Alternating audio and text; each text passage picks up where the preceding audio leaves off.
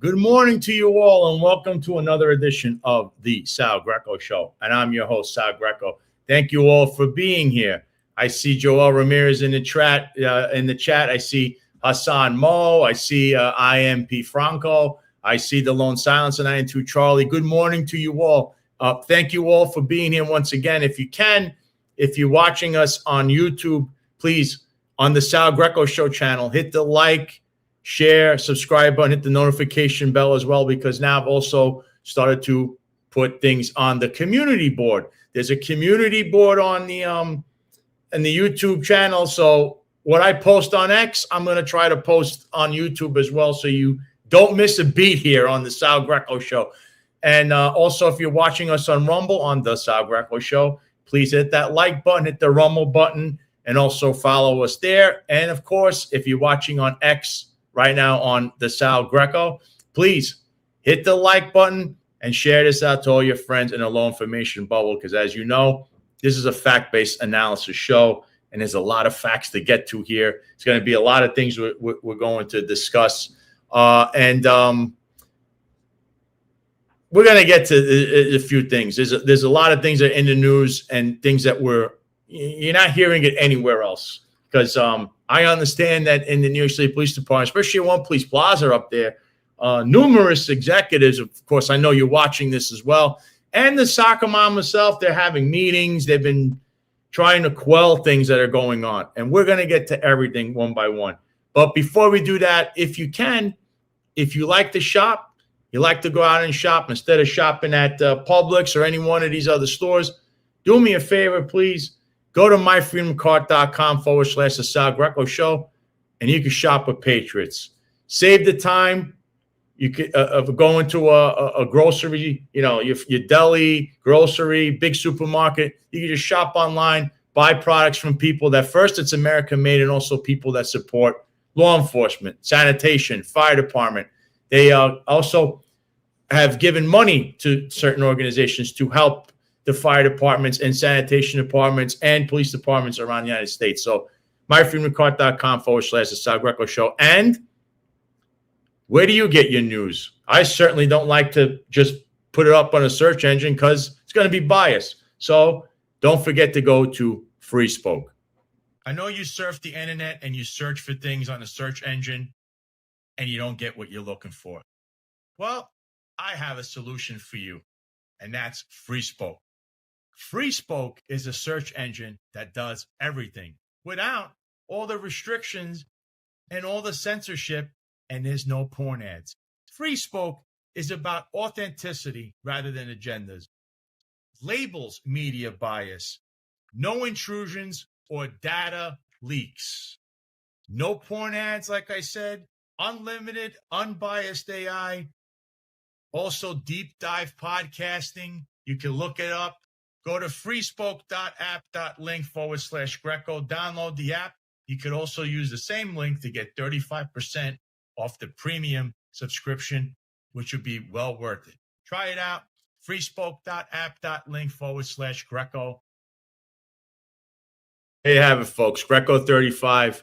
Type that in to get you 35% discount off the subscription. And you could also put, if you want the news to be right-leaning, left-leaning, or keep it in the middle. That's what I like to do. And you won't get any biased news headlines. So Free Spoke, check it out.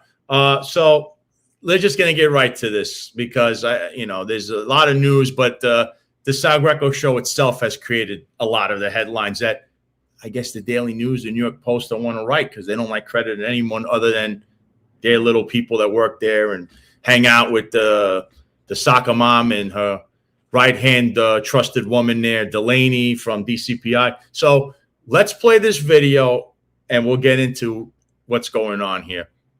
So the New York City Police Department is being run straight into the ground under the leadership of the one and only soccer mom, Jessica Tisch. We all know what happened recently at that nightclub, the DL, 95 Delancey Street, the chief of department party, where the chief of department, Michael Petrie, got a little too antsy with certain subordinates in the presence of the soccer mom, who saw that he was unfit for duty and has done absolutely nothing about any of this, including the harassment that took place. But apparently, her chief of internal affairs Chief Thompson, who was also involved in the sanitation interagency as the liaison to sanitation from the NYPD when the soccer mom was the sanitation commissioner, has had a torrid relationship with a first-grade detective. Her name is Joanna Zayas. She's a first grader who's Chief Thompson's driver, who apparently also runs the office. And not only are there multiple sources to confirm this, but there's witnesses that have seen this detective and the chief entering and exiting hotels in Long Island. This is an open secret that apparently everyone in internal affairs knows about, and the soccer mom has nothing to say, but also knows about this too. So apparently fraternizing is now okay, pending who you are and who you know. The more things change, the more they stay the same. So what's important there, obviously, because that was big news. That was yesterday morning on Wednesday, on the 21st of January.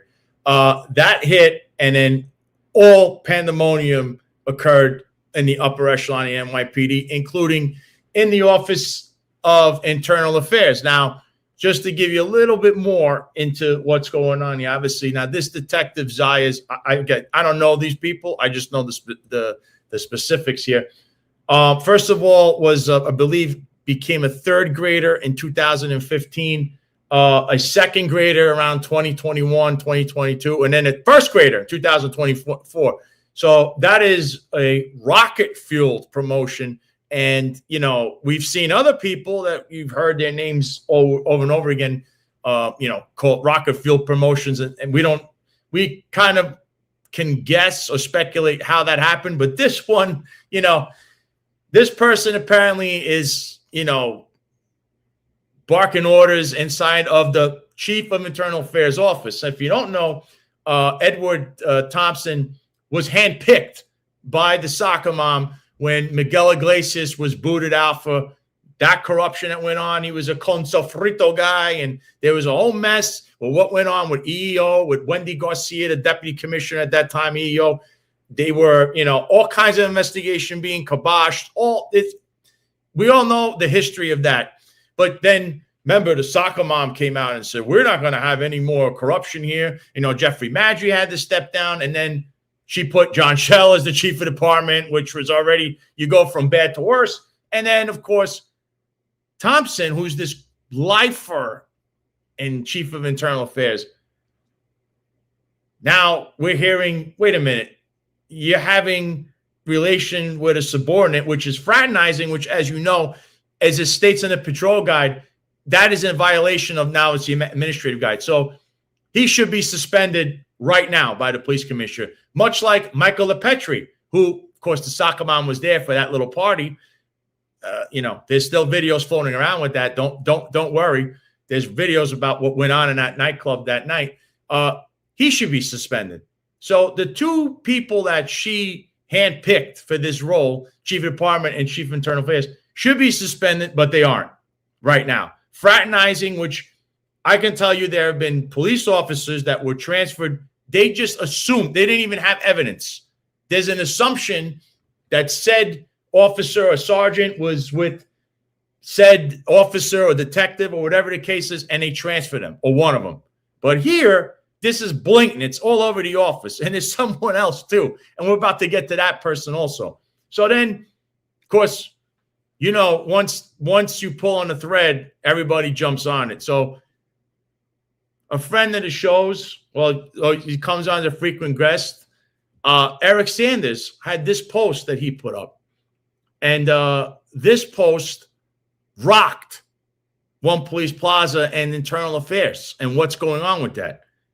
Because he mentions here that the Savior's Inner Circle, a masterclass of official misconduct. All right. And you see what he's writing about, the executive suite. But if you roll down a little bit more, because he's mentioning now, remember these names. You see LePetri, Thompson, and DiBartolomeo. He is the XO. He's the executive officer of his office.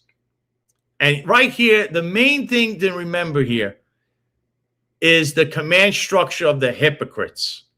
Because remember, the soccer mom says she's the reformer and the one to restore honor, and yet look at what she's doing. So I thought, who better than to have the person that wrote that on, because they also know Thompson. So I know he was on Monday, but there's a lot of moving parts here and a lot of meetings going on at One Police Plaza because of all this mishigas going on. So without any further adu, let's bring Eric Sanders back up on the stage.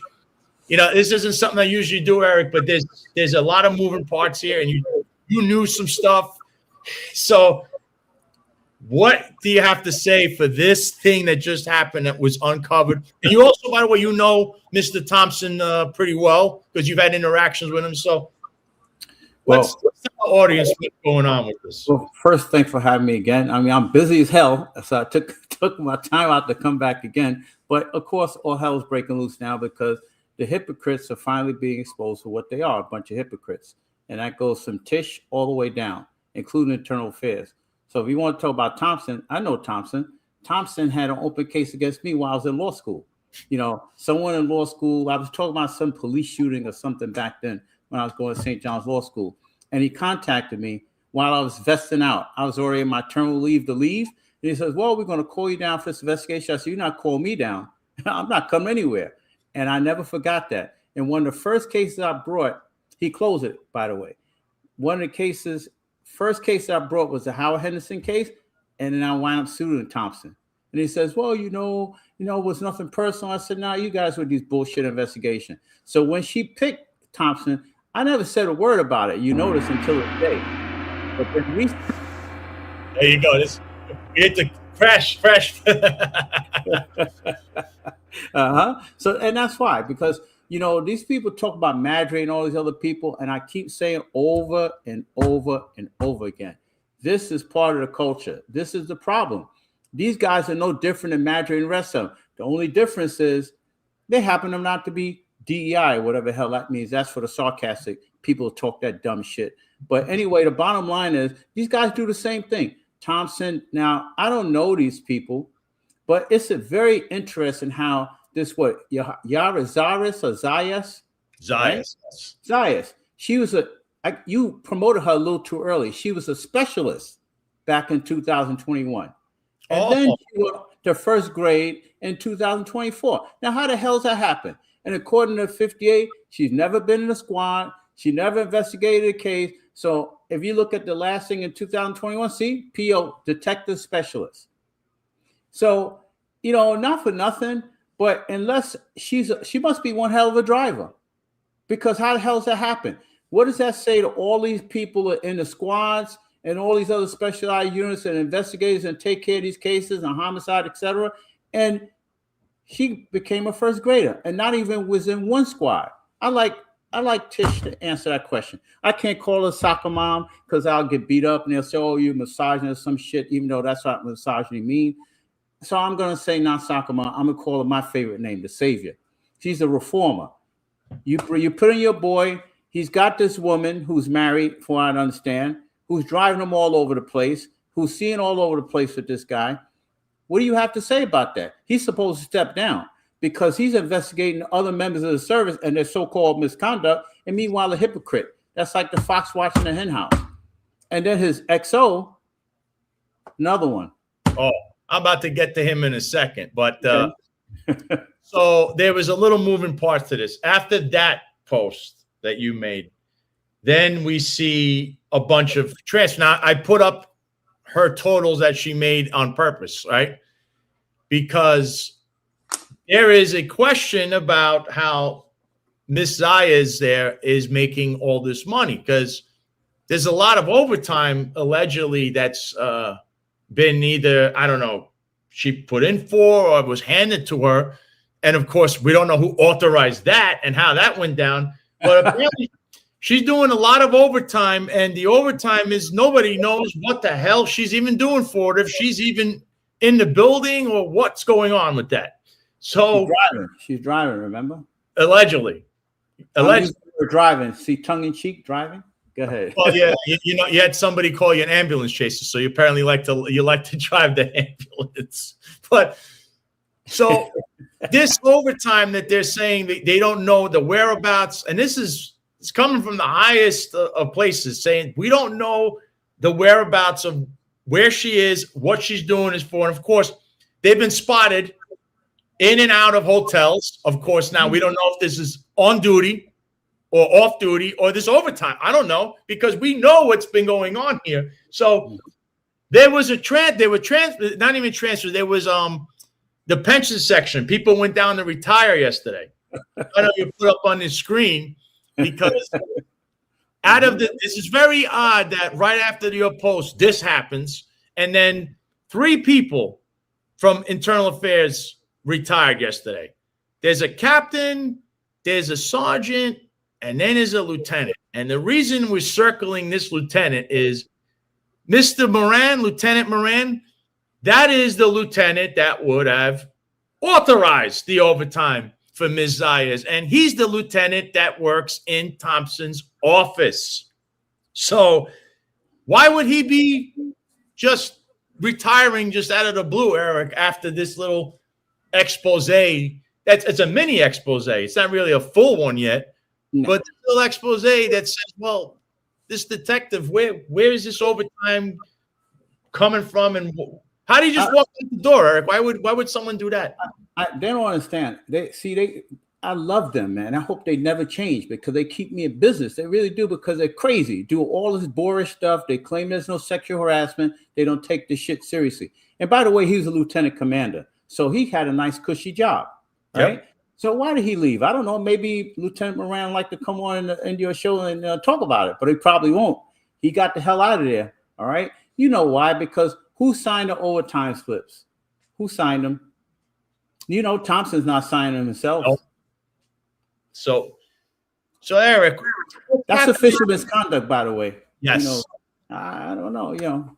So what's happening here is the office. The main office, the chief of internal affairs office, has been repeating what was going on in another office recently, right? Because that's what was alleged. And by the way, when that happened, they were trying to say that somehow a lieutenant was signing their own overtime slips, but that's not what happened. No. But what's the difference from what happened under Eric Adams as the mayor to now Zoran Mamdani, where look, it's the same police commissioner. That seems to be the common denominator here. But this was handpicked. This is a handpicked human being from her saying, here's internal affairs. This is my integrity, all this stuff. And her office, that is the last thing in the chief of the department. Yes. Wait, don't you remember? She made Iglesias step down because of Madrid. I guess saying that they will cover up all this sexual harassment. Meanwhile, she brought a fox in. He was worse. So he brings his, okay, I'm going to be careful with my words because I don't want to get a defamation case. Not that people try to do that to me anymore. That's always a loser against me anyway. But his driver, he drove her everywhere. She drove him to sanitation, and then she drove him back. Everywhere she's driving, she must be the best driver in the world. But this is bullshit, because we know what it's all about. Who the promotions came under? Him. They're always together all the time, huh? And I'm sure they're not driving around in a marked car, so they can go anywhere they want. And who's investigating the chief of internal affairs? Tish, this is your pick. You own it this time. What are you going to do about it? You can't blame Iglesias.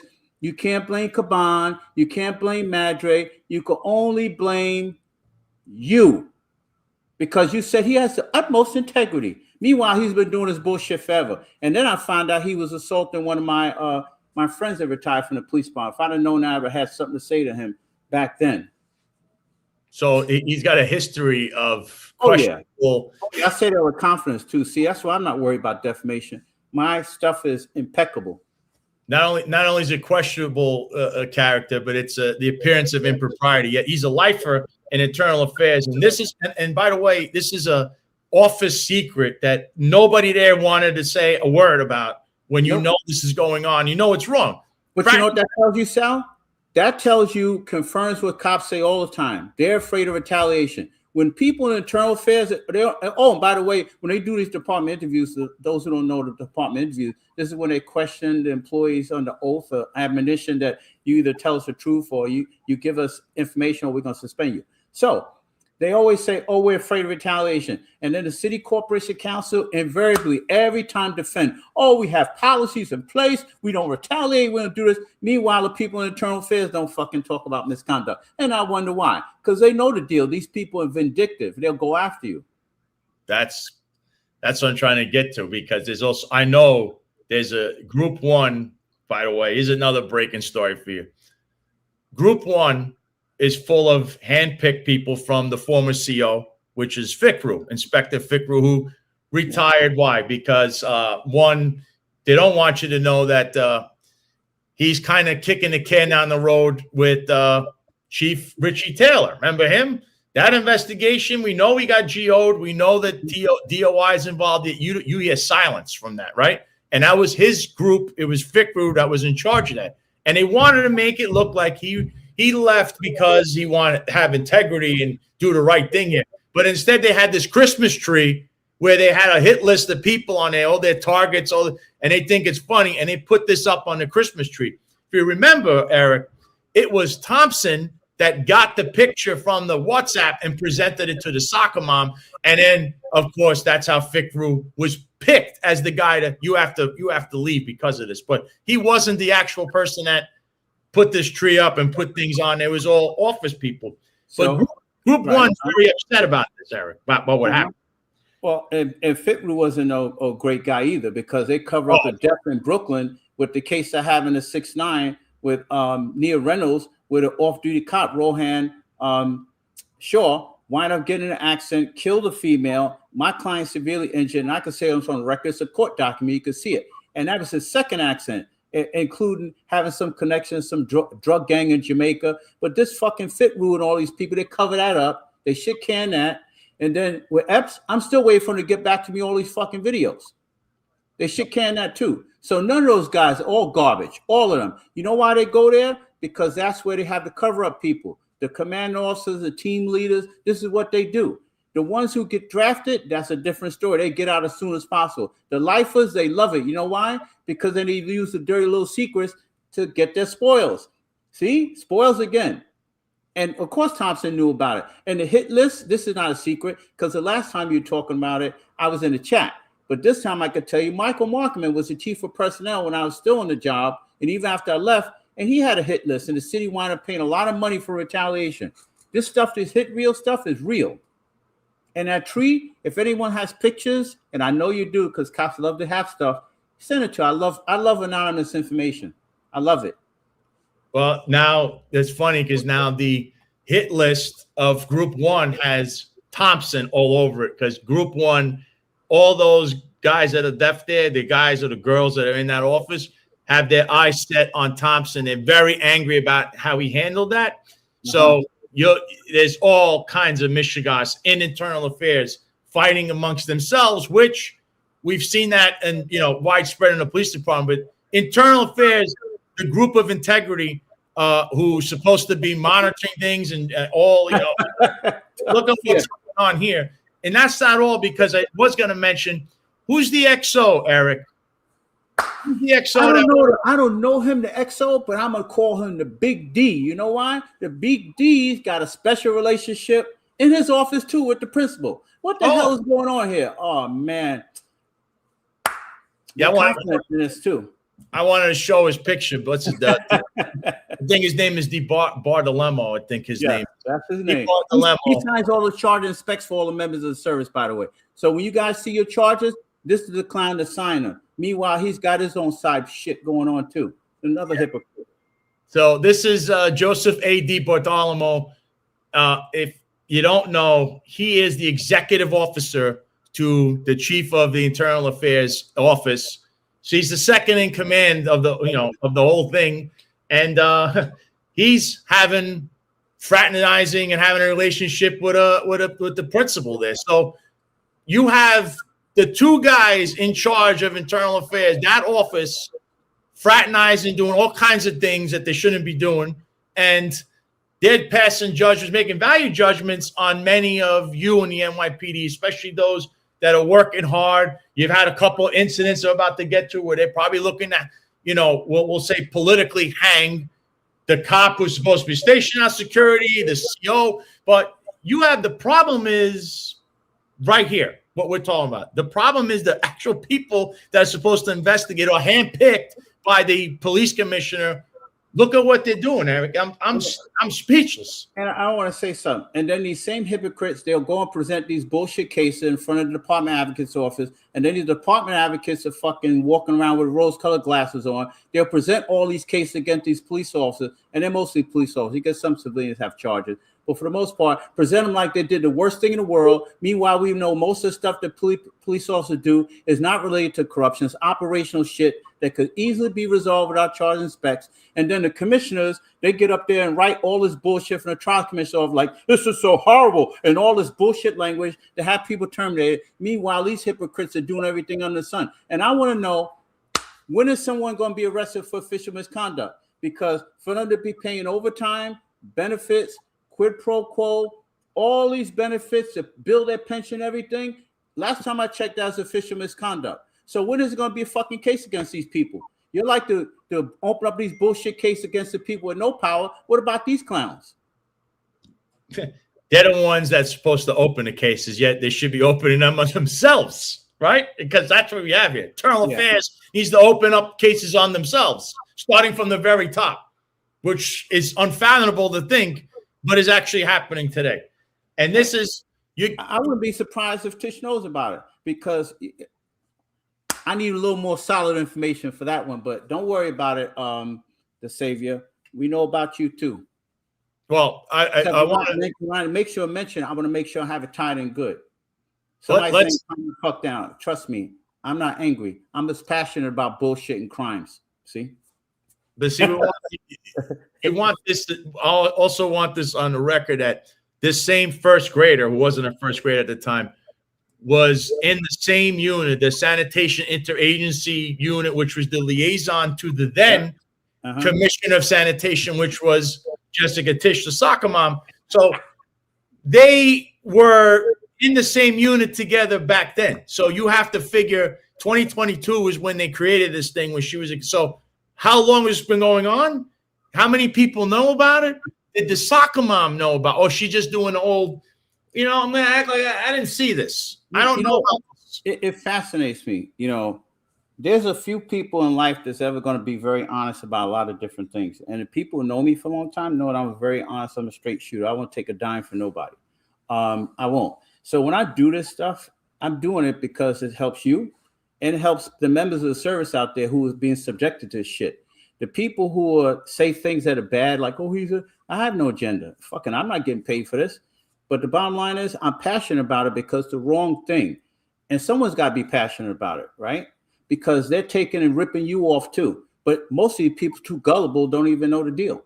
So the bottom line is D and all these people, you can look at the history of internal affairs and look at how many people have been terminated for cases. And the same thing these people doing, they go to dinner, they have drinks, everything, and nothing happens to them.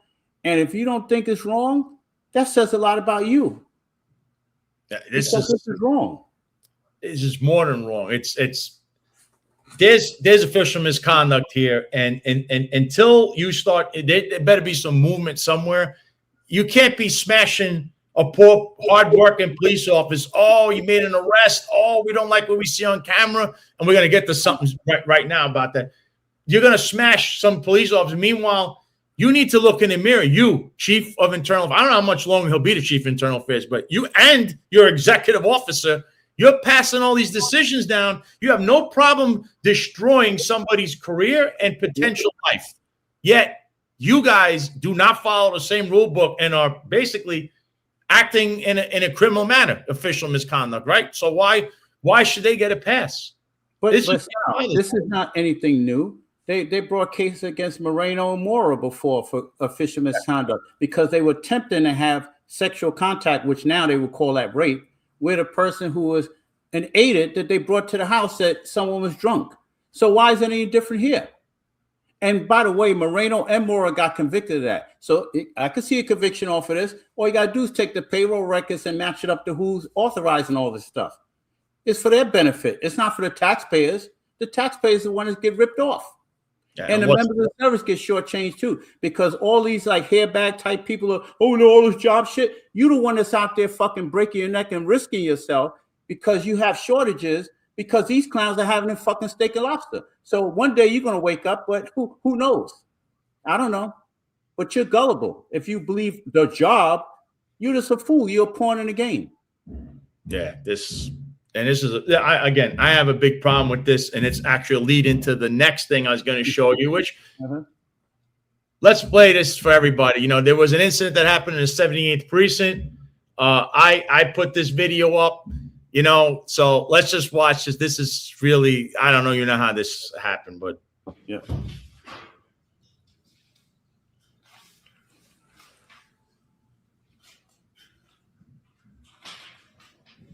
So if people don't know, that gentleman in the red, that's a juvenile. He was arrested, right? So that's the back room of the 78th precinct, the juvenile room where the door was open. There should be an officer watching them. I don't know who is on the desk, the supervisor, but you saw a little bit of Spider-Man. And then, they just realized, he just left. Now look at that. Look at what happened there. You see what's going on in the video, Sal? Yep. That probably was her prisoner, and the desk officer certainly wasn't paying attention because that sergeant's right there, right? Sergeant, you're on the desk. How do you not see that? You know, this is a place that I know very well. The IDTU room, for those who make DWI arrests, or anyone that's still in citywide traffic or highway, and you're a technician like I was, you would bring the people you arrest for DWI there, and you conduct the test there. And I know the place very well. Behind that camera are the real cells. That's where you bring your perpetrators, juveniles, or right where that door was. So at all times, a juvenile must be handcuffed to the rail, and also you have to have an officer guarding them, because there's a desk in that room. I know it well. And then behind it is the 124 room where there's the civilians work, and another desk you could use also. But, you know, you could say a lot of things about that. That is a video where they're going to show for years to come what you're supposed to be doing is what? Paying attention, Eric. I don't see that's the real issue with that. And that's a command that they caught the guy a block or two down, but you know, everything's on video now. You can't do the old I didn't see it, or don't report anything, because they're watching. They can watch that for One Police Plaza right now. So, well, technically that's an escape, right? Yes. Okay. But see, the problem is they're looking at not the big picture. The big picture is they're probably short. I don't know what tour that was. Was it 4 to 12? Yeah, I think it might have been 4 to 12. So 4 to 12 is short. Staffing is short. These are all these little operational problems that public normally don't see. That could have been bad. Let's assume they didn't search the kid properly. He was armed. They would have been in trouble, right? Yep. It's not like this hasn't happened before. So people think this is all a joke, and the joke cops think this is all a joke. But you could be on the end of some serious damage to you. Yeah, it's not a joke. And the bottom line is everyone failed. Now they're going to be disciplined. The question is this an operational problem, or is this a personal discipline problem? I don't know enough about the 7-8, but I'm pretty certain this is an operational problem. Shortage, not paying attention, overworked. This ends up with all of this. But these people guarantee whoever prison that was is going to take a big hit, right? And the desk officer is probably going to take a hit at least. How about you're going to take a big hit coming from the very hypocrites that are running around doing all that stuff that we mentioned in the beginning, all that internal affairs, those nonsense guys. But Eric, it doesn't end with the 7-8 precinct, because then there was the 2-3 precinct. So I put this up. So far, I'm the only one. That's actual picture of this gentleman. So let's play this clip, and then we're going to get into what happened in the 2-3 precinct. In the latest NYPD news, just on the evening of January 20th, some perpetrator seemed to have accessed the 23rd precinct, where they entered the commanding officer's office and decided to confiscate a uniform, some challenge coins, and other items, exit the premises, and then end up somewhere in a building in the confines of 23rd Precinct. A 1013 call comes over, which is officer needs assistance, through the 911 system, that there's an officer in the lobby, looks like inattentive, in uniform. The police officers arrive, notice that it's not a police officer, it's actually a perpetrator who took all the items out of the commanding officer's office and arrested him for burglary. This is what's going on under the soccer mom's leadership in the New York City Police Department and under the new mayor of New York City, Zohran Mamdani. Yeah, so I put that out. Of course, some of the Joe Copper, oh, you can't blame the police commissioner and the mayor, but clearly this is a failure from, it's not just, the station house security and the desk officer and the commanding officer. First of all, Eric, I mean, look at this guy. This is the perpetrator. He walks, this is in front of the precinct. He's walking out, he's dressed as if that's the commanding officer's sweater or jacket, right?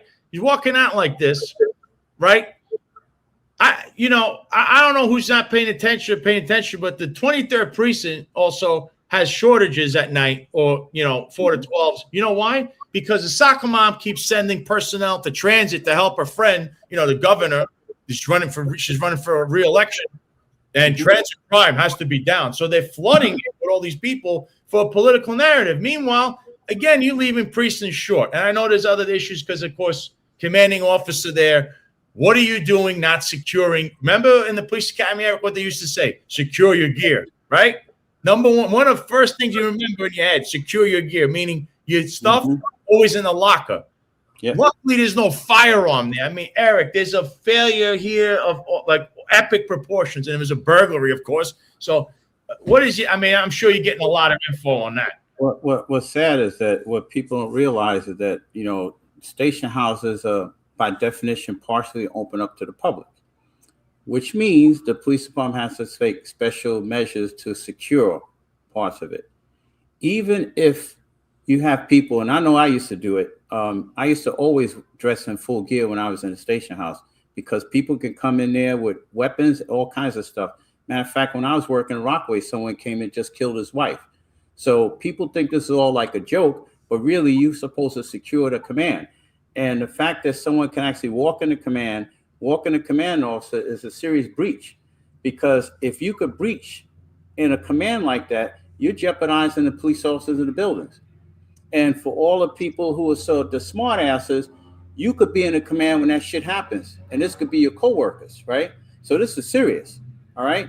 And part of it is because of the way personnel is being allocated. There's just not enough people in these commands. This is a serious public safety issue. And the command officer's gear being stolen it should have been secure and locked, but that's a whole nother thing. But the bigger question is that these commands, these facilities, the vehicles, none of this stuff is being secured. And not only is it not being secured, I like to know another question and be answered here is that if you're short, which they are, did you call the borough? Because this is because this is the 23rd Precinct, he called Manhattan North Borough. Even if they're going to tell you, the answer, all this BS they're going to give you, you call the borough and say, I'm short, whatever, I had to send these guys to transit.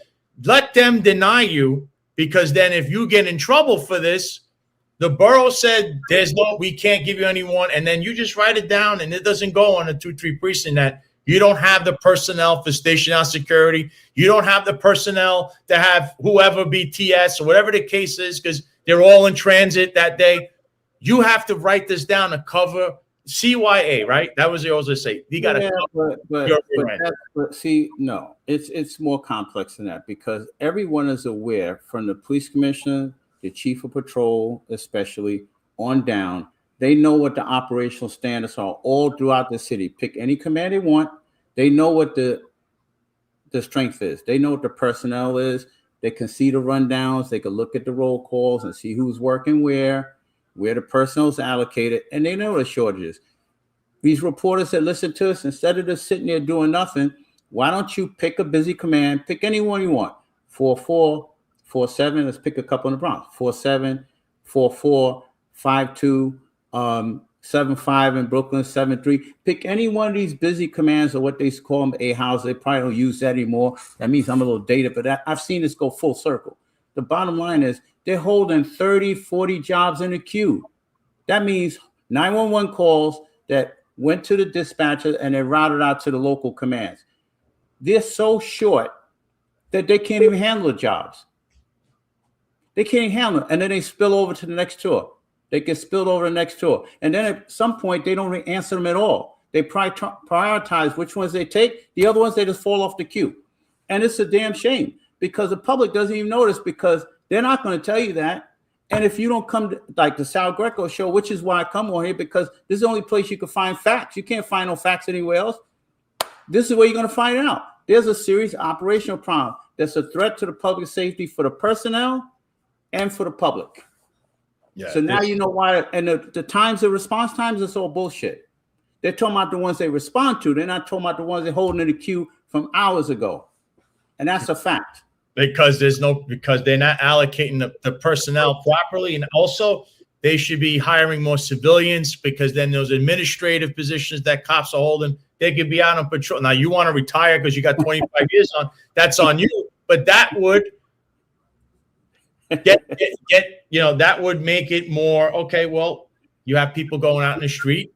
They can have all these administrative positions, have civilians. I think that's the route to go. But they don't, I don't know. The soccer mom might think otherwise. The mayor might think otherwise. I would add more civilians, and then the administrative cops would be out in the precincts, and then they could help with this stuff that they want to do, all these little things that they're doing. I mean, it sounds crazy. I have this on the screen too. This is the rundown. This was the actual job number. This is like the whole. I had this too for people, and you can check this out either on my ex at the Sal Greco or on the Sal Greco Show channel. And this is the actual sprint of all this stuff. See, he's wearing a uniform. He was laid down. And it came over as a 10-13. This isn't like, oh, there's somebody here. This came over as a 10-13.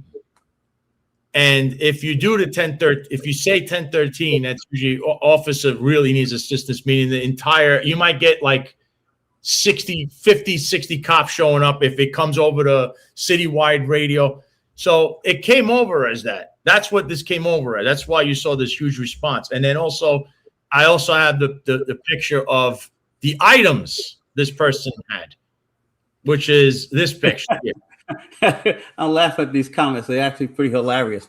Yeah, these people are amazing. But you see that he took the sweater, the jacket, that has insignia. He's got challenge coins, which I said that people like challenge coins. Yes, challenge coins right there. This guy was able to go in, and I understand, Eric, that this guy previously, maybe a few years ago, he somehow he commandeered an EMS ambulance. So he's known to be a little, we'll say a little schizo or whatever, but you still, how did that even, I don't even know how this happened. I know that now they're interrogating everybody, internal affairs, way after the fact. And I understand the soccer mom didn't want this to be out so publicly, meaning they didn't want anyone to know that there was a burglary that occurred in the 2-3 precinct, embarrassingly in the commanding officer's office, because there's a lot of questions here, how all of this transpired. But I could always come back to, well, when she was having dinner with Sid Rosenberg, which I don't know how that made it to the Daily News, this was going on in the 23rd precinct. Mm-hmm. And she's sitting there and she has no problem with, there's no personnel out there. They're all in transit. Crime is down, didn't you know? With a little book. So. Yeah, I know. These people, it's amazing how they like to cover things up. And even looking at the comments of some of these people, I think a lot of stuff they say is laughable. To me, is funny because, of course, they didn't know me personally. I'm just not a game player, and I don't dance and shuffle for nobody. But if you're going to comment about me, know the whole story. Don't know the little piece that you told, because I'm not DEI. I used to work the street. And I could tell you about more gun shit I did as a cop than you can make a shake a stick at. And that's a lot more than a lot of these other people can say. So trust me, when I'm telling you from experience on both sides. I'm fair to people. She may not have worn it out there for two reasons. Maybe because she don't want people to know that there's breaches of the commands, but then that leaves the commands at a disadvantage too, because they don't know about it. And they really should know to tighten up the commands, because you could really get hurt. Look at the female officer got stabbed in the 7-3 that time, remember? Mm-hmm. Serious. And a lot of these people, they talk because they think it can't happen to them. Let me tell you, the only reason why things don't happen to you is because the public decide they don't want to attack you. That's what it boils down to. You're not as tough as you think you are. And these commands are vulnerable. And the police commissioner and the mayor and these people, they make the cops vulnerable. Come on, Sal. 1 to 2 cars, a sergeant, and 2 sectors in a big ass command like, let's say, the 105 or the 103. Yeah, 106 has problems. 106? That's a big command. 1 car, you can't. I mean, you're going to be bound to have issues like this. You know, Lone Silence is funny. He says, wait, so the soccer mom wanted to keep this on the DL. If you don't know, that's the nightclub that the Michael LePetri, chief of department, had the party. Can I address one thing? Yeah. I want to address one thing. I see someone keeps making these comments about John and Eric. I'm going to address this one time. Now, originally, if you knew what the deal was, right, I was all willing to help anybody, and I'm like that. And for the smart asses don't know, I represent all kinds of people, including the Rand. You know why that Rand's still in business? Because I represented him too. All right. The bottom line is I represent anybody. But whatever you do, don't show me that you're a game player, because if you show me a game player, I have 2 rules. I don't deal with game players, assholes, and DEI tropes.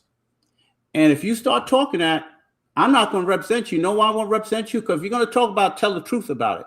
Because I don't represent people who don't like people who don't look like me. Because what you're telling me is you don't like me either. But I'm damn good at what I do, which is why you want to hire me. So the bottom line is, I don't want to talk to anybody. I don't have to. Go hire whoever you want to hire. You don't have to deal with me. And I can represent whoever I want to. And trust me, I'm not losing any sleep. And I have about 40 calls I need to make. I'm only doing this to help Sal. And to help him get his message out. Otherwise, I don't have to do this. I could do something else. And I don't need to talk to anybody. And anything I write can be verified. Anything. Well, I think what you wrote shook up the tree there in One Police Plaza yesterday, especially in internal affairs, because there's a lot of movement out of nowhere, meetings and all that. And of course now GO15, so we got to talk to everybody. We're going to corrupt the investigations. Shh, don't say that, Sal. You can't say that, because Eric Sanders don't mean anything. Yeah, okay, you better wake up, because believe me, I got my fingers on so many pulses. Believe me, I know about a lot of things that go on. Doesn't mean I necessarily respond to everything. I got one for you, because there was some news yesterday, and this was also a thing, and I mentioned on the show. So they were gonna do a show with Dr. Phil, right? Oh. And this debacle with Eric Adams. I don't know if we have a video up for this, because this is the best way for me to describe. People could watch this and learn what just happened rather than read about it. This is quicker, so let's play this. Authorized special access to the NYPD over the objections of the NYPD for Jordan McGraw in a contract signed by his chief of staff just 1 day after the former mayor's charges were dropped by the Trump administration. It is unclear whether there's any significance to that, but the news of this new controversy comes just days after NBC New York reported that Jordan McGraw, Dr. Phil's son, was also linked to a company allegedly paid $500,000 last year by the Eric Adams campaign. Guys, whoever's in the front, let's get to that location now. Like right here. In the fall of 2024, celebrity psychologist Dr. Phil McGraw took an interest in highlighting the work of the New York City Police Department. Jerry, come here. Hey, boss. This is Dr. Phil, I'm sure you know. Around the same time, Dr. Phil's son, Jordan McGraw, set up an LLC in New York called Behind the Badge. Then last April, Mayor Eric Adams granted Jordan McGraw up to 3 years of unusual access to trail members of the NYPD on duty, up close, cameras rolling. That decision, made in Adams's official capacity as mayor and over the objections of his police commissioner, Jessica Tisch, was controversial, according to two administration officials with knowledge of the project, who say they were concerned about the prospect of exposing sensitive police operations to a production company seeking profit, and that the mayor's office did not give the NYPD a choice. By the time he left office, Mayor Adams had apparently lost control over the production, even as his re-election campaign paid a firm linked to Jordan McGraw called Fairfax LLC $500,000 for consulting, according to campaign filings and Adams's former campaign manager. Fairfax Digital, actually, Dr. Phil's son, Jordan McGraw. Today, Mayor Zoran Mamdani's city law department filed a lawsuit against Jordan McGraw and his production company, alleging that portions of Behind the Badge episodes that he produced would pose an imminent threat to the life and safety of active police officers if released in their current form. For example, the complaint says faces, voices, and names of undercover officers conducting operations in plain clothes are not obscured. City lawyers also argue that McGraw intends to distribute footage showing the faces of witnesses, crime victims, and persons in custody without their consent. According to the lawsuit, McGraw and his production company showed blatant disregard for their contract, which gave the city power to preview episodes and, within 10 days, veto portions that they find non-usable for confidentiality or other public safety reasons. The lawsuit alleges McGraw is looking to sell the footage for air this year, despite objections raised by Mayor Adams's office on 3 occasions, including December 31st, his last day in office. Chip Babcock, an attorney for Jordan McGraw, said, "It appears that the city is seeking to restrain publication on a matter of public concern, forgetting perhaps that prior restraints are presumptively unconstitutional under the First Amendment." Keeps on coming because he loves this country too. Dr. Phil is a Trump ally who also appeared alongside Mayor Eric Adams last year to discuss the fight against anti-Semitism. You hear these kids spewing this hatred. He also took credit for connecting Mayor Adams with President Trump's border czar, Tom Homan. Again, the timing of that April 2025 NYPD production contract with the son of Dr. Phil McGraw, which was signed just one day after the former mayor's charges were dropped. Mayor Adams always insisted he had done nothing wrong. We reached out to Mayor Adams through a spokesman to ask more questions about how these arrangements came together. And we were told by his spokesman, Todd Shapiro, that he was not available for a comment. The NYPD also had no comment. He's got too busy. He's got his Bitcoin. He's got Bitcoin problems, and maybe he's got his next venture with Frank Carone. He's gonna, scheme some more investors. Before I ask you something, I got Special Hagen says that docu-series has to be one of the most reckless endeavors ever, putting these undercover officers' lives in danger, selfish and thirsty on brand for these clowns. Eric, what do you think? I mean, and there's legal ramifications. I see them filing stuff. I mean, what the hell is this? And I mentioned this. I mentioned how there was money involved. I don't know what they were trying to do, a Netflix thing with these people. And that. Look at another mess left behind that's going to cost taxpayers money and has jeopardized undercovers and confidential informants and everything. Isn't this the thing that was connected to John Shell? Yes. The same thing with Dr. Phil? Well, yep. Yeah, of course, obviously there's a conflict of interest there. And obviously it's official misconduct. Again, they should still go after these people because they were employees at the time and they still have a jurisdiction over their behavior. But they didn't discipline anyone with the conflict of interest board, Kaz, or also with John Shell. And remember, they did 2 reports on them. No, I don't even know. I have a question of, first of all, did anyone get paid for this while being on duty, which is obviously, who would approve that? You're getting a double salary because you're on a show. Then who would approve this, Eric? You have a legal bureau, you have lawyers. Who would approve this in the legal bureau to say, all right, you could do this? And I know look at the whole picture. You have people on camera you shouldn't. You have confidential informants. You got those 2 clowns on there. I mean, really, how is this even the thought process on this? What is it for coming from a lawyer? Well, obviously, someone had to green light this. The question is why, right? But if you know anything about, just like we keep talking about, people go ahead and approve things when they really shouldn't because they're afraid of retaliation. I would say if you dig into it, you'll find out. Listen, I'm sorry, I'm laughing. Look at these comments. Anybody want to know whether I help cops? Ask it to a lot of cops. And you can check my history because a lot of this is online, millions of dollars. So that answers the question for those who want to know. Lactation rights, Eric Sanders. Counseling unit changes, Eric Sanders. The things with the department interviews, Eric Sanders. The thing with the settlements, Eric Sanders. I got a lot of history with the department, trust me. So I don't play race cards. I play like this, and I represent white people too, by the way. Even the ones they say are racist, I represent them too. Like Polstein, he's got his pension because of me. And I didn't play the race card. I said they went against him, right?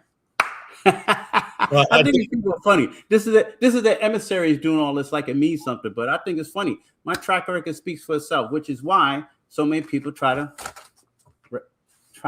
get me to represent them, and I'll take very, very many cases. Yeah, well, I get in the middle of things. People have their own opinions and whatnot, but I'm going to only say this once. I needed someone. Eric was there, and if people don't remember, I was being called a number of things. That's from right. white the only guy out of anyone that you may have seen me anywhere with, I'm the guy they called a white supremacist, insurrectionist, Proud Boy, all three being false, and it's Eric Sanders who represented me, right? That's right. I'm just saying. And what did I say, Sal? I said, they said, I don't know how you could represent him. I said, I don't fucking care if he's a skinhead. It don't matter to me. If his rights were violated, I'll represent him. Yeah. There's the answer, people. It's just, I'm okay, people saying things, but at least let's go back and look at the facts and reality. I don't get in the middle of things. People want to say whatever, run around. But when they call people, you rep me. And look, I was like toxic. So, and that's not what you're here for. You're here because of the stuff we just unveiled. And I'm seeing changes from all the way around just because CNN and Fox and all the usual suspects aren't telling you this. I'm telling you because we happen to know a lot more than the usual people, especially Fox and WABC Radio, about what's going on at One Police Plaza. So for who's been right and who's been wrong, I don't even hear anything, But by the way, there's a certain host on WABC who claims to know everything about the soccer mom and knows nothing. In fact, they're having on the two people every cop hates, John Shell and Kaz Dordrian, saying everyone loves them. So, I mean, read between the lines. It's tough. And this is why I support the show, because if it wasn't having an impact, everyone starts out small. And then eventually, if you keep at it, persistence overcomes resistance. The reason why people come to you, the reason why they give you information firsthand knowledge, because they trust you. Just like I gave you that letter to mention that. And that's what the deal is. And if people don't understand that, yeah. Well, I'll tell you, I wanted before you leave, I wanted Jack to come on. I think he had something that he wanted to add on with that wonderful little expose on Eric Adams' little video venture. I can't, whatever. I can't believe that happened. Jack, take it away. Yeah, so I mean, the craziest part about this video is it totally undermines trust in public safety in New York City. For those of us who are involved in professional lobbying as well, we watch a lot of police traffic stop videos, various other violations, and it's like if we look at a video like that and realize that it's being filtered, you have to question, are there things that we're not seeing in some of these videos that are hiding the misconduct that's going on? Also, it's like you have a very unethical person reporting on all this stuff because let's not forget that Melissa Russo was giving her opinion on the debates that she was supposed to be moderating back during the Democratic primary in June. So there's a number of issues at hand here, but the principle amongst them is we're using taxpayer funds to record a blue blood style reality TV show, if you want to call it that, and it's not factually or representatively accurate in any way. And for whose benefit? Not the public.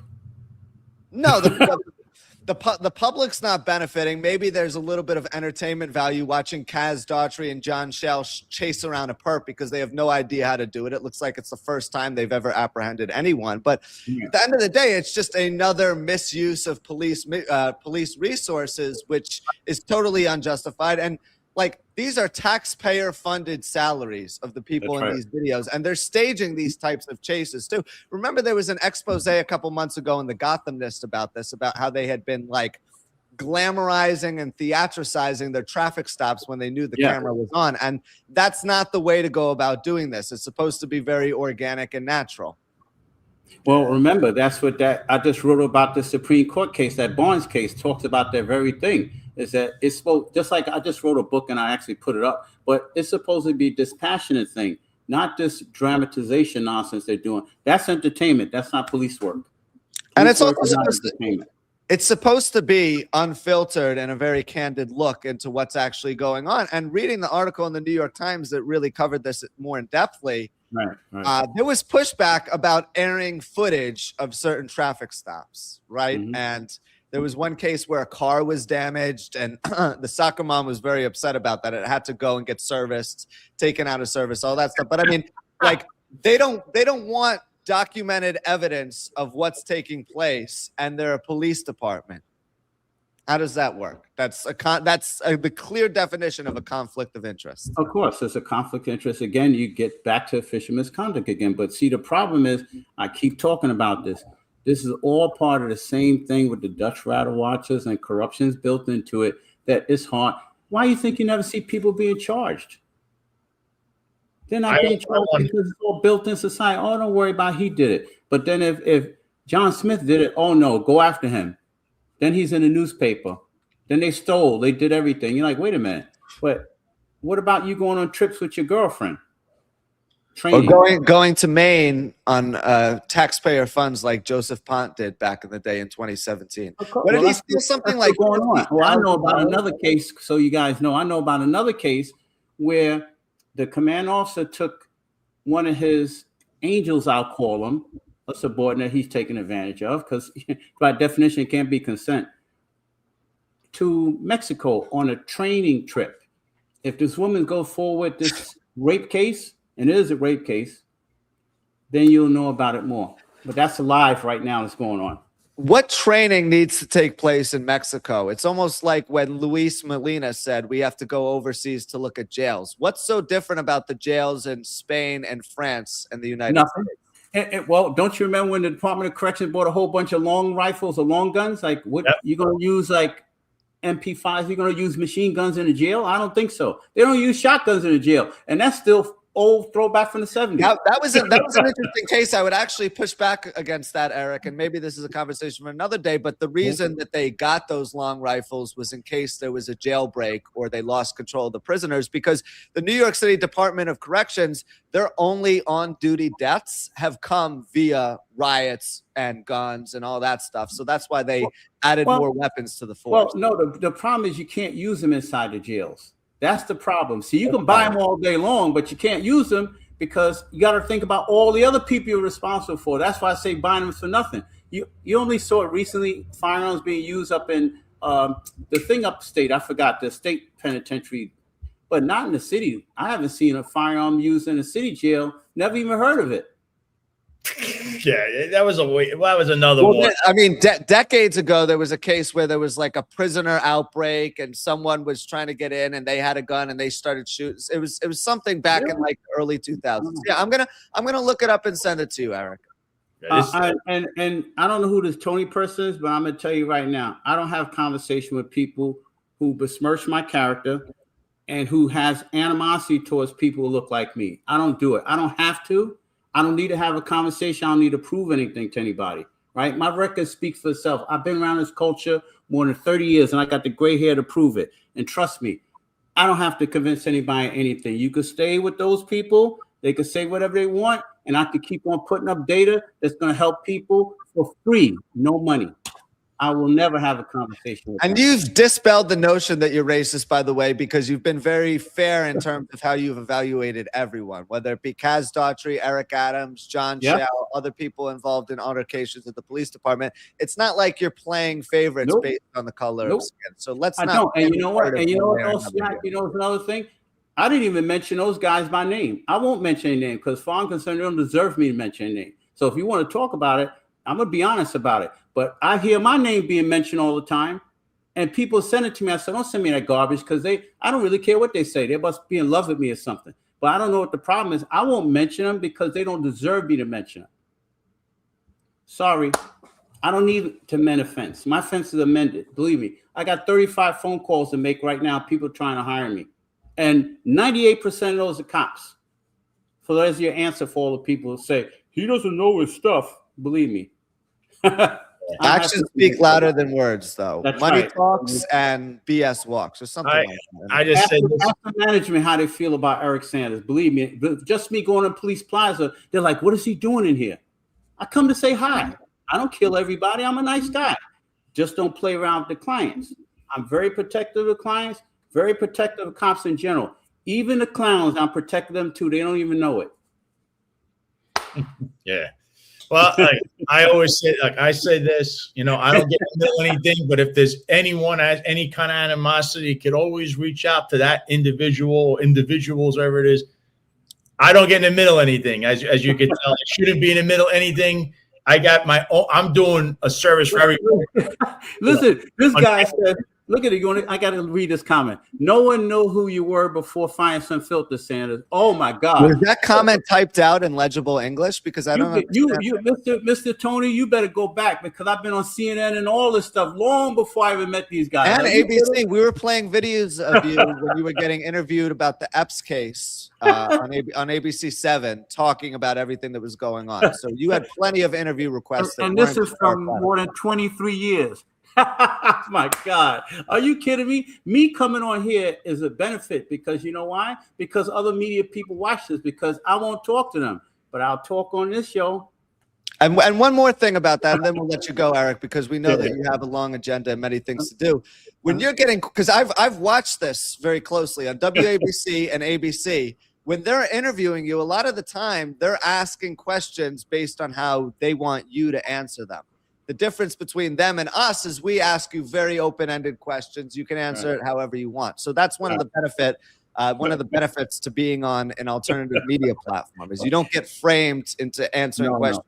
It's like when you're watching the NBA and like the sideline reporter is asking the coach, do you think you played well in the first half? And they gave up, it's that sort of thing. Like we don't do that here on the Sal Greco Show. And I just wanted to put that out there because it's important to add context for someone who does a lot of media interviews like Eric. Yeah, I mean, come on. If someone think that I got found on Fire Some Filter, you really didn't do your homework. You should go look.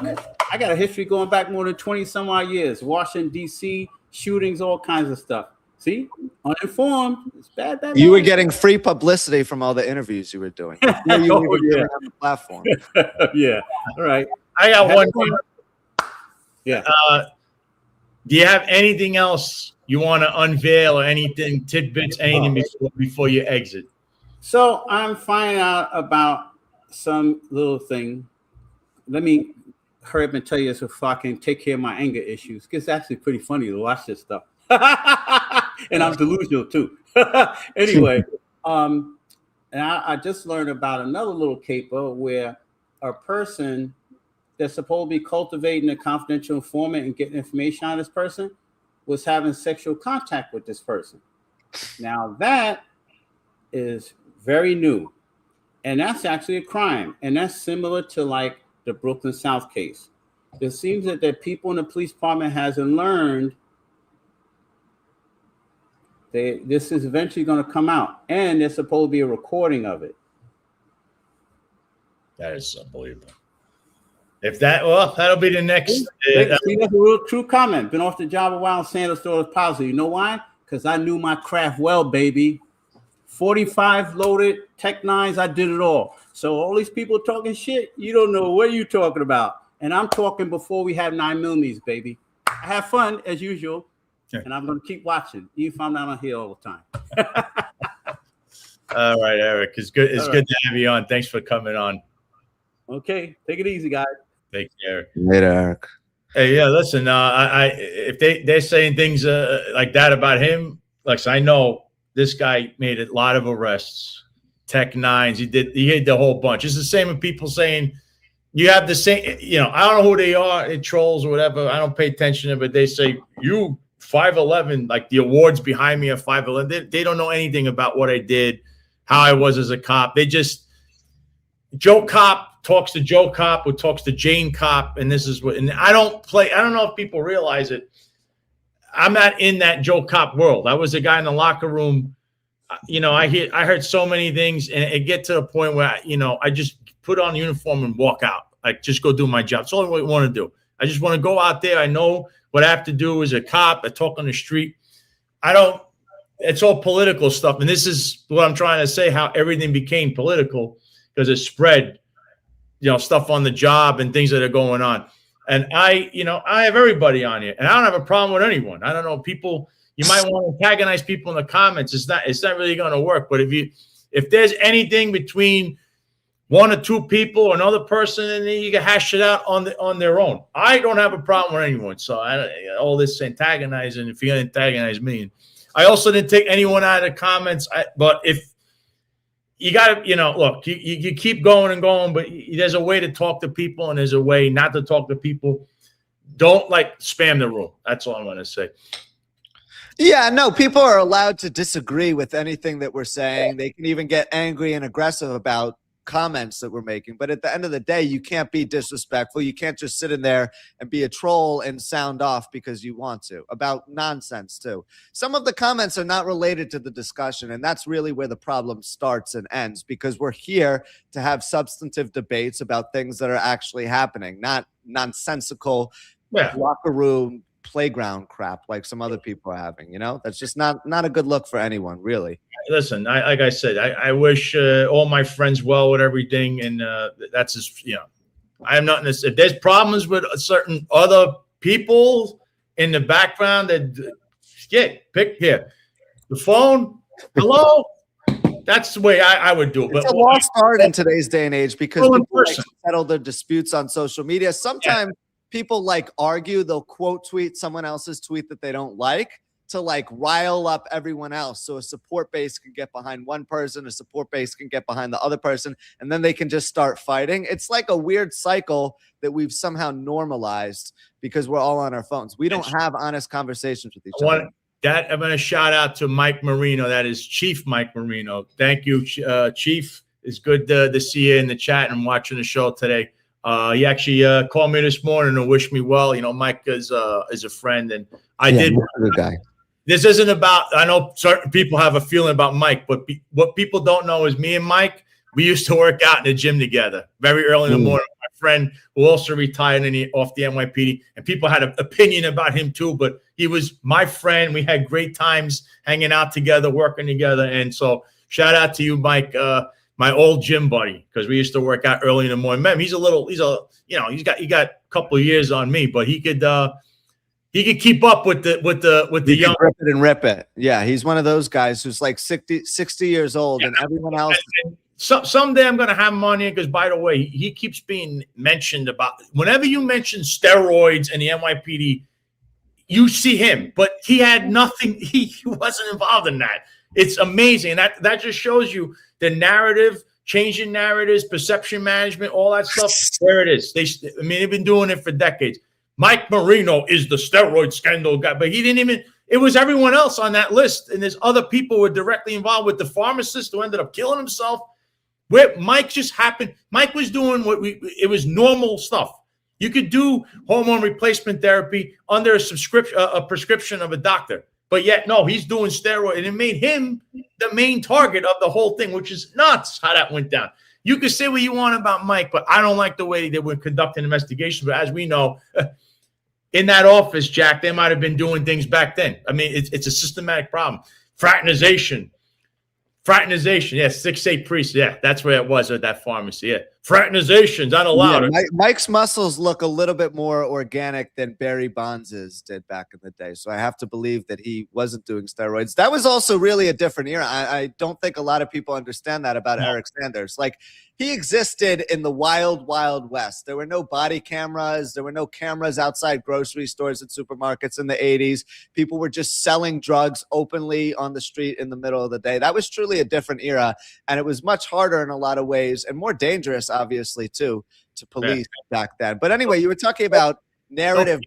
Don't forget about who was also working at that time, Mr. Eric Adams, Mr. Rabble Rouser. So while Eric Sanders was the president of the Guardians and running around, and actually he was really mending fences, here comes Eric Adams with the grift, trying to take everything apart. And he wanted a piece of this and a piece of that and all that stuff. So, I mean, and there's other clowns with a Molina and Miranda and all the circus. Maserati was another guy. The cast of characters. Yeah, the goons, they call them. They were all schemers from the start, too. I mean, Eric Adams. To this day, Jack.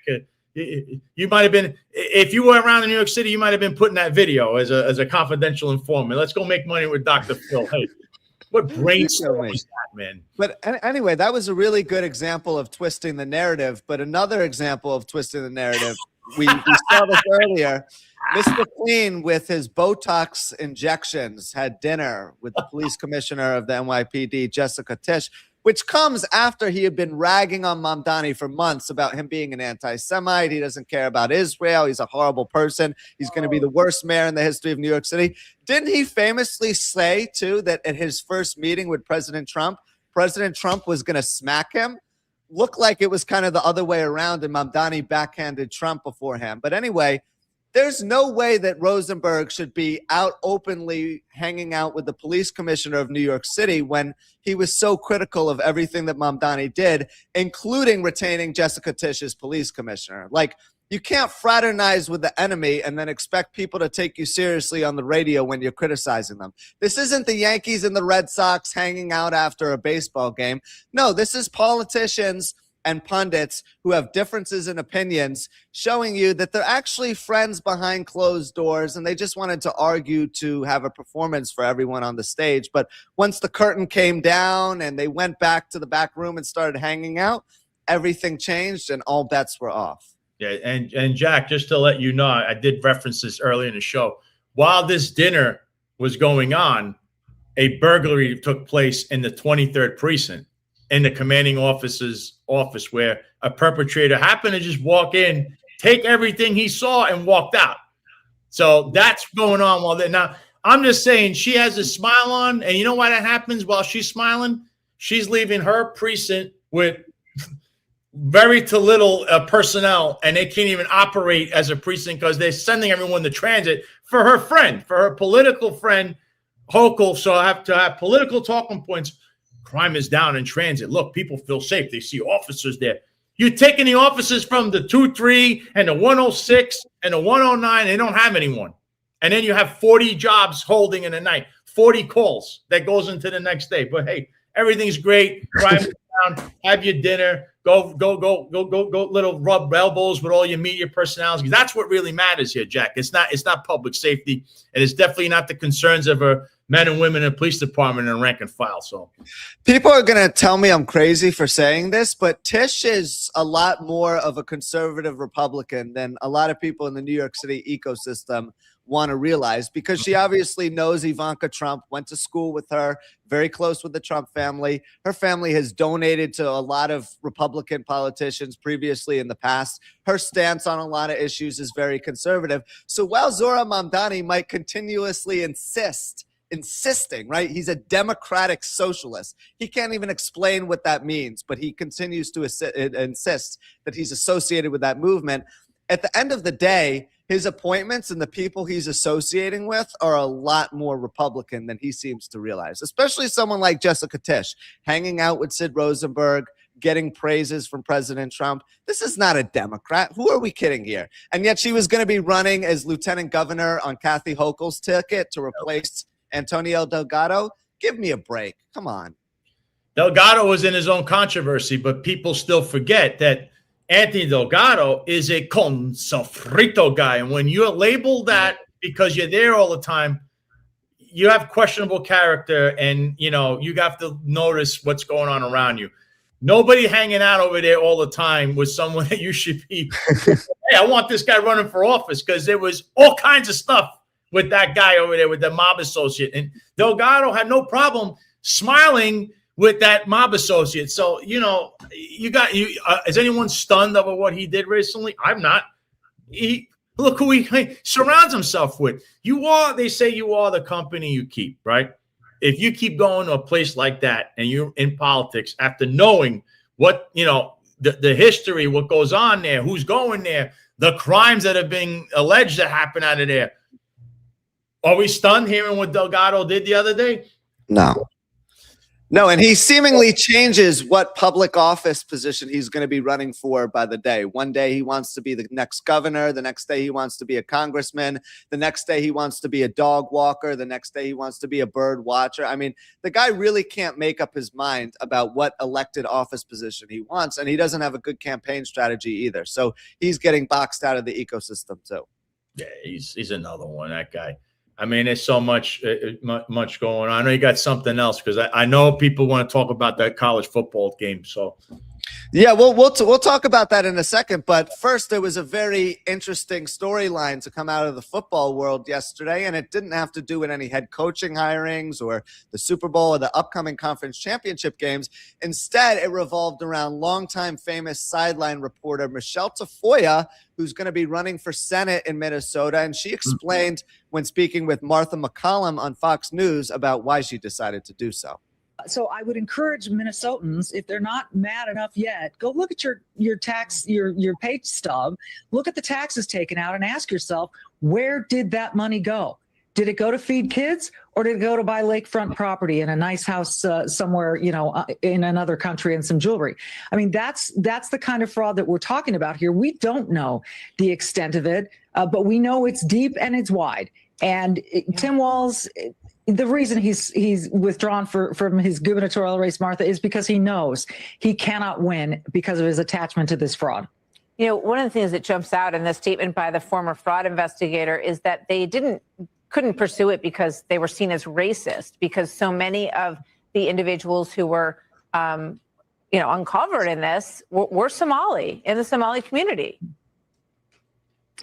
And that's in the paperwork. This is not something that is racist. It is fact.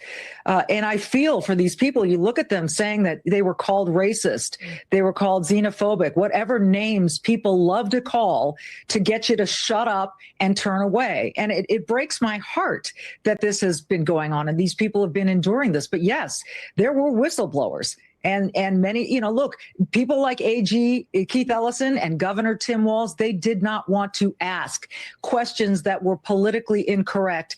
And there you go. The results speak for themselves.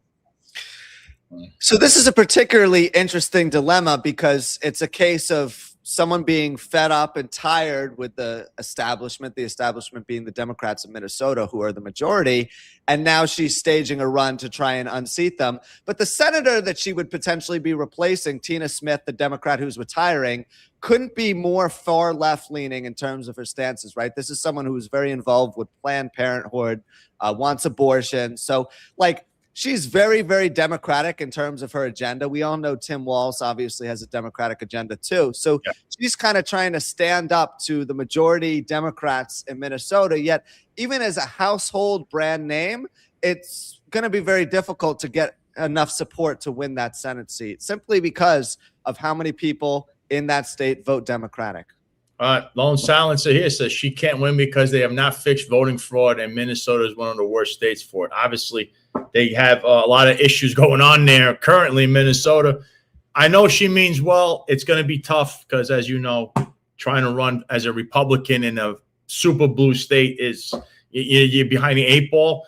And I don't know if the GOP wants to spend money there also because, remember, Trump wants to keep certain seats so he could have, a majority for the remainder of his term. As the GOP goes, though, again, the issues are going to be they don't like to spend money in a race they, know that they're going to lose. And they probably that Senate seat, maybe she gets 40%. I don't know because it's a super blue state, as you know, Jack. It's a super blue state. She's unknown to a lot of people who are not sports fans, and her legislative agenda, which contains a lot of conservative initiatives, is probably not going to go over well with them. What she's banking on is that being a prominent individual from the sports world is going to allow her to garner a lot of donations, not just from Minnesota, but all over the country, really. And it's a similar strategy that a lot of other prominent people within sports have utilized recently. We all know that Plaxico Burress's wife is running for public office in New Jersey. Mark Teixeira, the World Series champion winning first baseman for the New York Yankees who's running for Congress in Texas. And it's like these are people who really want to influence the scene from Washington by using their platform and their brand name to get things passed and to move bills forward, because they don't really have a legislative track record for us to look at as other politicians, some of the people that they're running against do. So they're banking on the name and brand recognition, taking them past the finish line. Whether it works, I don't know. I think that's going to be dependent on a case-by-case basis. For someone like Teixeira, who's in a very conservative district in Texas, you're probably going to win. Someone like Tafoya, much less likely to win her district. Yeah. I think maybe Tafoya, she's trying to get name recognition, like she ran for office, and see if that could build in another couple of years. Although Mark Teixeira, on the other hand, I'm not a Yankee fan, but I always liked Mark because he's a good human being. It's hard to not root and like good human beings. Mark Teixeira is one of those, and he's a big conservative as well. And I would expect him to win that seat. If it's not easy, he's still going to win that seat, just because if you really think about it, and Texas is not like these other parts of the country. He's tailor-made for that seat. He's tailor-made for this because he's such a good man and he wants to do the right thing. Of course, when they get into office, we'll see how quick they try to corrupt people, especially someone like Mark. But he's a good man, and the players loved him in the major leagues as well. He's just a good guy. I would root for him. I hope he could actually pull that one out. And Lone Silencer says something too. The Senate seat to watch out for that might cost Republicans a majority in Alaska, a race flying under the radar. You're right. They have Susan Collins there, and Alaska's usually conservative, but who knows what's going on. That'd be a seat. If they could steal it, Democrats, that would be a problem for the Republicans.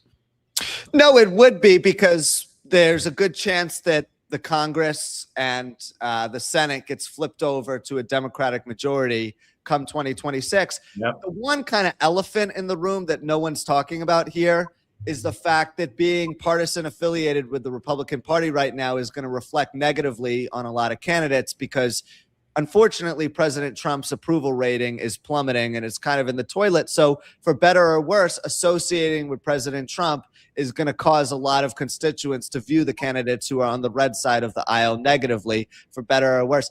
Listen, this is part of the problem of having two parties in a political system. You look at one candidate and you start to draw generalizations about others within that ecosystem.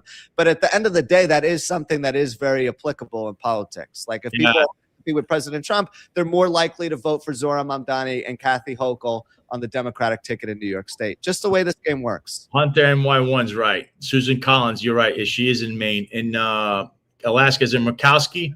Yeah, Lisa Murkowski, yes. I had him confused, but Lisa Murkowski, who's not much of anything, she's another one that, I don't know about what Alaska, like I said, it's fickle. But you remember, you got to keep some of these fickle seats that, at least you could talk to people in your own party. Listen, politics is theater for the ugly. One more comment about Murkowski, and I'm very happy that Hunter NY brought this up. The Murkowski family has literally held that same Senate seat forever. 1982. Remember, her husband preceded her for the first 20 years. Then she took over. So, like, getting a change of leadership in America's most forgotten about state could really alter what the national landscape looks like when you have a different influential opinion and voice in that seat, talking about how we're going to be funding foreign wars, giving ideological opinions on various other national policies. So, yeah, that's a good point. That's an under-the-radar seat that no one's really talking about right now. And, of course, Murkowski has been in office for, 22 years or something like that now? I mean, she's a real veteran. 24, actually.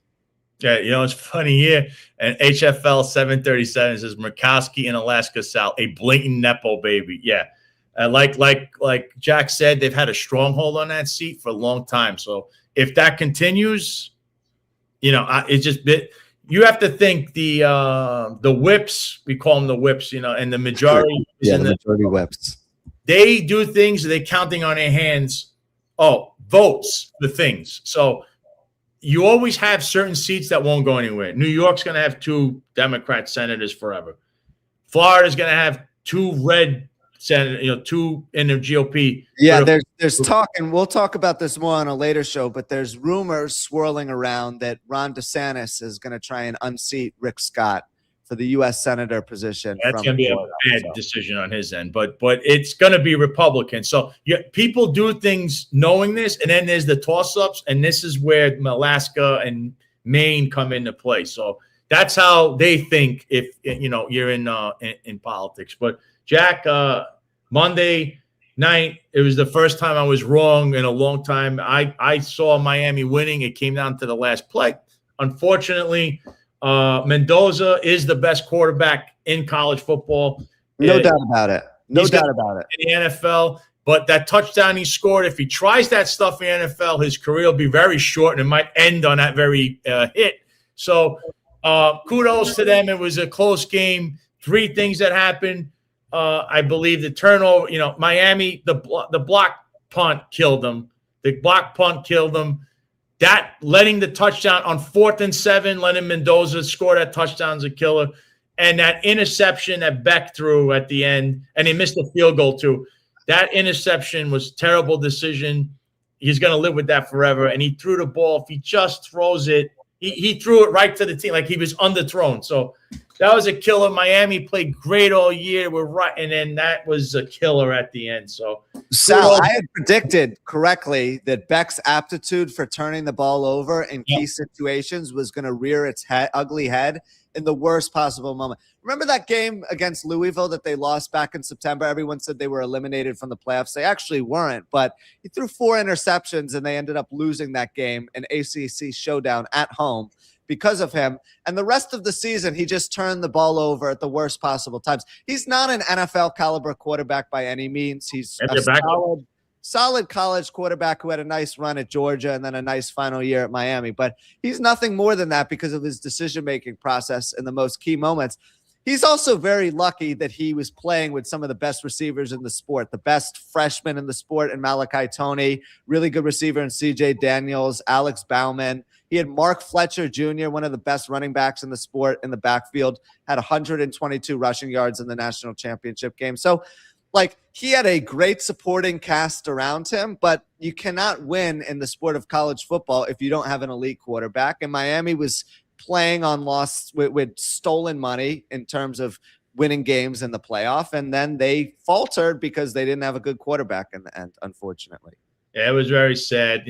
Better luck next time, I guess, man. Lone Silencer said here, Miami gave that game away. The biggest play of the game people ignore is fielding the punt deep in their territory. If he lets that go, they get better field position, would have not led to the block.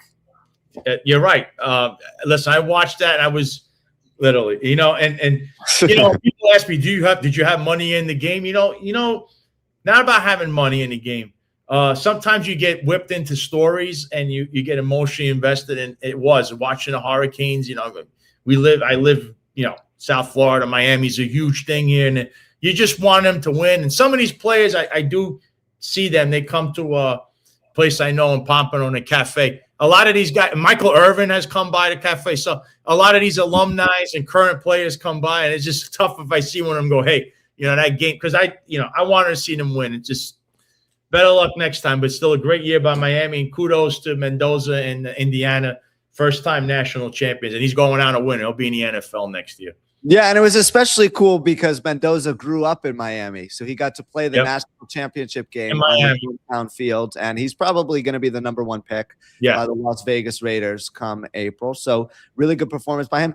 I didn't think he looked that great throwing the ball against Miami's defense. I will say that much. And when the pass rush started to get home a little bit more, he was panicking in the pocket. So, the future is very bright for the Hurricanes. It's hard to get to the national championship game in back-to-back years, but the next order of business has to be going out and getting a big-time quarterback to partner with Fletcher Jr. and Malachi Toney. They're going to be back. They're going to be really good again next year. And it's always fun to have the U good. It's good for the rest of college football because, as we all know, the U is essentially the pro team in South Florida, and the Dolphins are like the junior varsity high school team that's lagging behind them, right? You go to a U game, you see Michael Irvin, Ray Lewis, Devin Hester, all those names in the rafters. You go to a Dolphins game, all you can hear about is how they made the playoffs 10 years ago when Ryan Tannehill was the quarterback. So Yeah, I mean, there's a stark difference between the two.